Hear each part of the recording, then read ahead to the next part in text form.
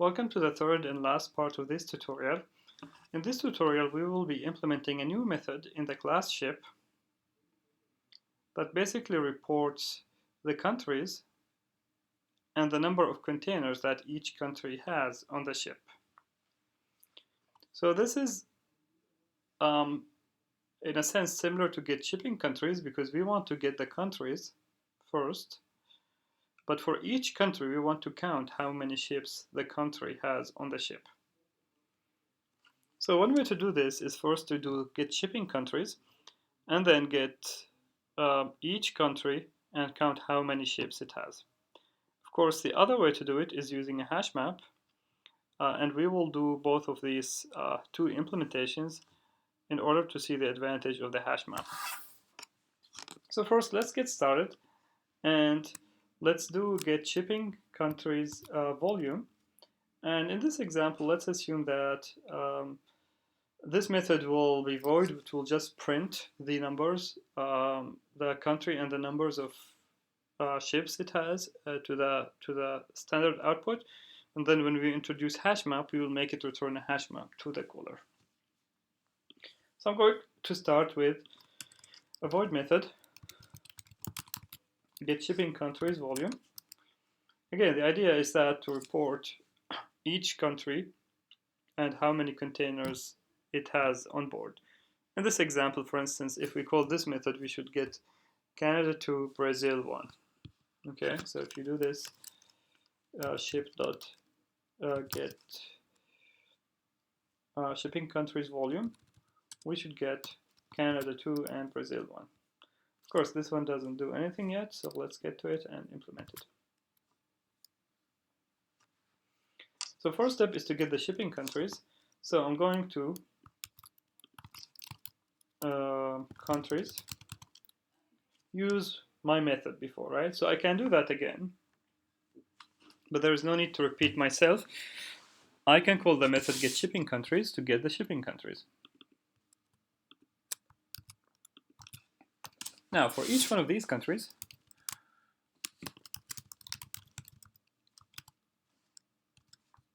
for each country in countries, I'm going to count how many containers it has. So how do I do that? A count variable that starts from 0, and then I'm going to go for each container, C in containers, and test whether the country of origin equals this country. So if country, which is the country in question, equals the country of origin of C, we do count plus plus. Okay, now once we do the count, we can say, report back that country has count containers.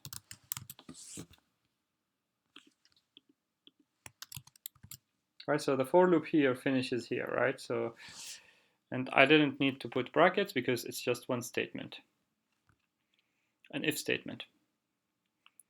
Okay, so go back to array example 6. Let's see what happens when we call this method. Oh, Canada has 2 containers, NA has 0 containers, and Brazil has 1 container. Of course, we've got Canada 2 and Brazil is 1. This is the problem here. And, well, NA, there is 1 container with no countries, right? And this was not detected properly because when you're talking equals, c.getCountry is giving back null, right? Whereas this one is returning NA, right? So the mismatch in how the data is represented in this method and in the constructor created this issue. One way to deal with this issue is to use one uniform representation. So either in the constructor of container, I initialize country of origin to NA. You say like country of origin is NA initially, and then I can fix it later. Or I just exclude the null, right? This one will get NA has container. Or I exclude the null, let's take out this one, from the class, I exclude the NA, I don't put NA or nulls inside my countries of origin. So either solution would work here. The important point is to have a consistent representation of the data. Either use NA or null in both positions, location in the code, actually in all positions or locations, uniformly across the code. And this is why using NA is not very advisable, because null has a default meaning which means nothing. So we keep it as null. All right, so let's go back to the method in ship. Basically, we get the countries, shipping countries for each one. We go count manually that. So that's fine. This is okay for such a simple method, but there are better way to do it. Well, first of all, this method doesn't return anything. So let's say we want to return this piece of information to the caller of this method. What's the return data type? Well, we can think of dumping this into a string object, or we're creating our own object called count, which has a country and count, which is basically what a hash map allows us to represent. A hash map allows us to represent a map in between one object called the key and another object called the value, and allows us to access items, values, by specifying their keys, and also allows us to go over the keys and the values. So you can think about a hash map as a mini table that has two columns. The first column is keys, is unique, is like the primary key in your database table, and the second column is whatever values is associated with the key. So what I'm going to do, I'm going to keep this code, and I'm going to assume that this method is returning a hash map. And the hash map will be mapping countries, which are string objects, to values, and our values here are integer objects. Of course, the hash map has to be imported.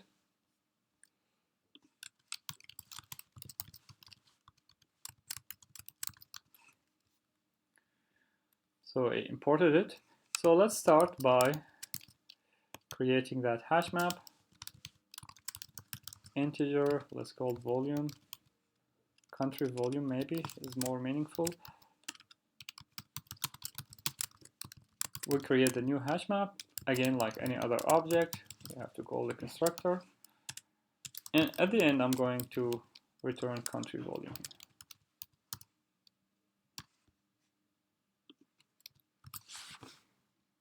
So let's go back to, of course, it doesn't do anything yet. We will finish the implementation shortly. But let's, instead of calling the method getShipping country volume, we print the result, which is the hash map here.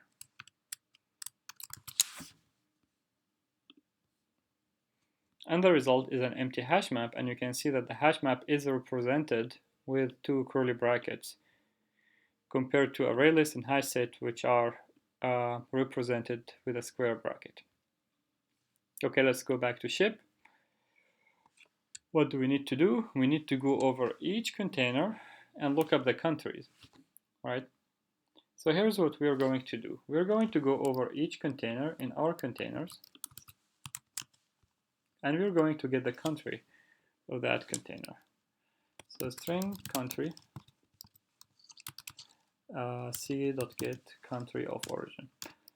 Now, same thing applies about the null value. It depends on whether we want to account for null or not. I'm going to use the same convention, ignoring containers with no country of origin in this hash map. So if country is not null, here is what I want to do. First thing I need to do, I need to check whether we have seen this country or not. So what I'm going to do, I'm going to ask the hash map whether it has seen such a key, right? Because this is the key, and the value is the count.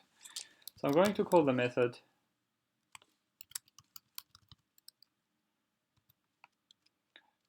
key set. So the key set will return the keys, and then you can call the method contains on key set and pass in the country to it. So this will tell you whether this country has been added as a key in the past. Alternatively, you can call the method contains key and pass in the country. So here's what I'm going to do. I'm going to check whether we have encountered this country before. And there are two situations here. If this is the first time we see this country as a key, then we are going to associate this country with a count of 1 because this is the first record of this country. So what I'm going to do, I'm going to add this country and 1 to the hash map, and the method is called put because it's not adding one thing, it's putting, it's associating a key with a value. The key is a string and the value is an integer, so my key is country and my value is 1. Okay. Well, how about if this has been already added to that map? So then it makes sense to increase the count by 1. How do we do that? Well, first we need to get the old count, and we do that by calling on the method get. Now, in contrast to get in the array list, get here takes the key. It doesn't take an index, it takes the key, and it will give you the value associated with the key. So that's the old count. And then what we need to do, we want to add or put country with old count plus 1. So meaning we want to update this association, update the record to be associating country with the old count plus 1. Once we're done doing this, we can return country volume to the caller of the method. Okay, so let's see what we get here. We've got Canada 2, Brazil 1.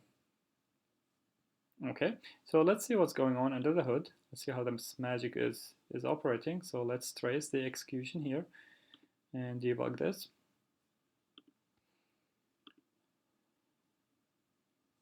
So let's step inside the method call. We first start with a brand new hash map, initially empty. Oops. Initially empty, and then we go over each container. And the first container is from Canada. Is this a null? No. Is this the first time we encounter the country? It is, because the hash map is empty now. There is no key Canada, so we go here and we associate Canada with 1. Let's take a peek at the hash map. It has Canada and 1. And we advance to the second container. And this one is a container with no country of origin, so we skip. Proceed with a third container. And this one is a container from Brazil. Is this the first time we encounter Brazil? It is. So we put Brazil and 1. If you take a look at the hash map, it has Brazil 1 now. And we advance to the third container, which is also from Canada. Is this the first time we encounter Canada? No, actually this is true because country volume contains key country is now true because the hash map already contained a record associating Canada with 1. So what do? We take a look at the old count, which is 1, and we associate Canada with old count plus 1, which basically updates the record to Canada and 2. And this happens to be the last container, so we return this to the caller, and if we proceed, we get that printed out. Okay?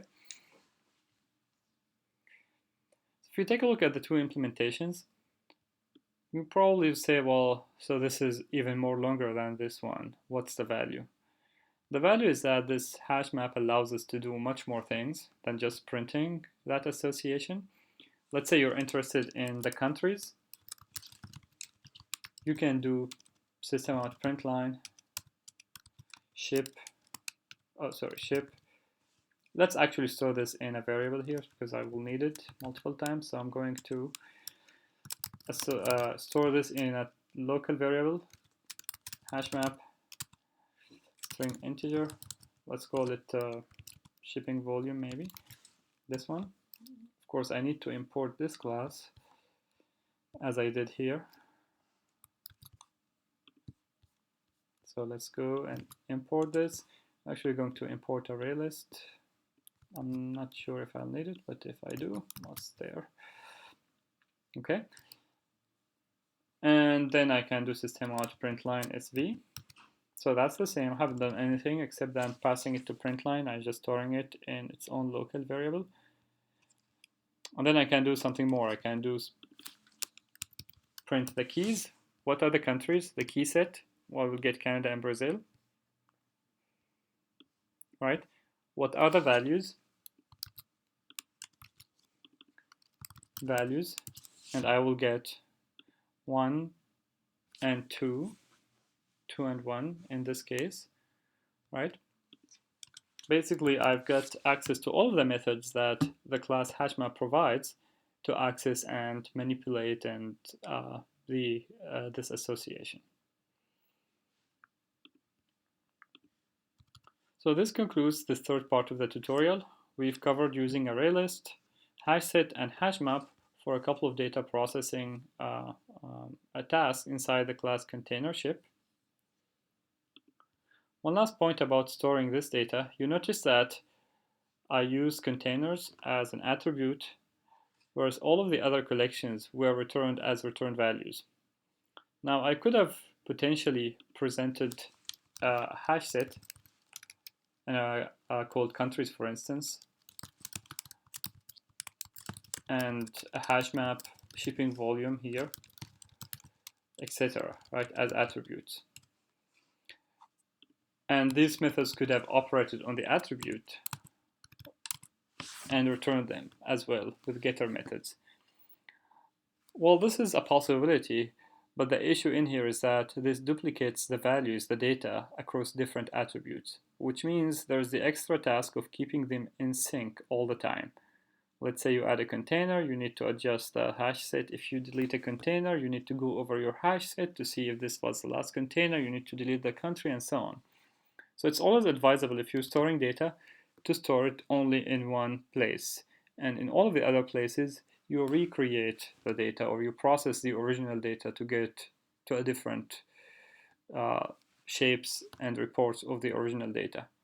This is very similar to the process of normalization in database. We want to avoid data duplication, so we only store each piece of data once, and we process this piece of data, for instance, in queries or by creating views if we want to display it in different ways.